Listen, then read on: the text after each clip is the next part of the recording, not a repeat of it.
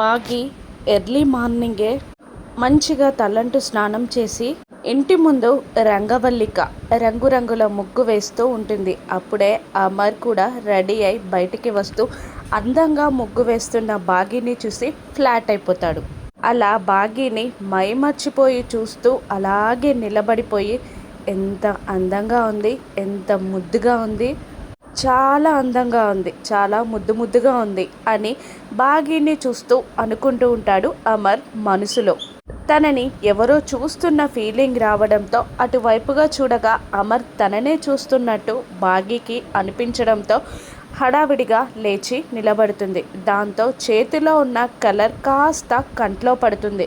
దాంతో అబ్బా అని అంటూ ఉంటుంది బాగి. దాంతో అమర్ కంగారుగా బాగి దగ్గరికి వచ్చి బాగి కళ్ళలో పడిన ఆ కలర్ అదే దుమ్ముని ఊదడానికి ట్రై చేస్తూ ఉంటాడు.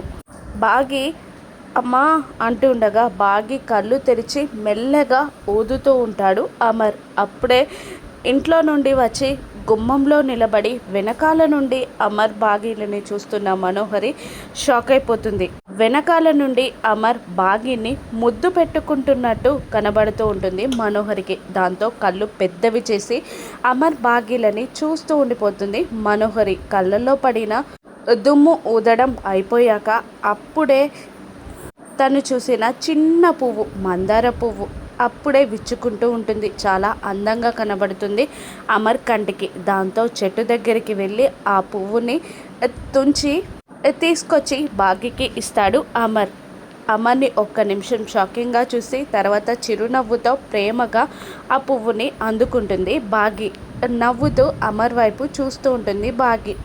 అమర్ కూడా అంతే ప్రేమగా బాగికి పువ్వు అందిస్తాడు. అలా అమర్ బాగికి పువ్వు అందిస్తూ ఉండడం చూసిన మనోహరి కళ్ళు తిరిగి పక్కనే ఉన్న యాదమ్మపై పడిపోతుంది.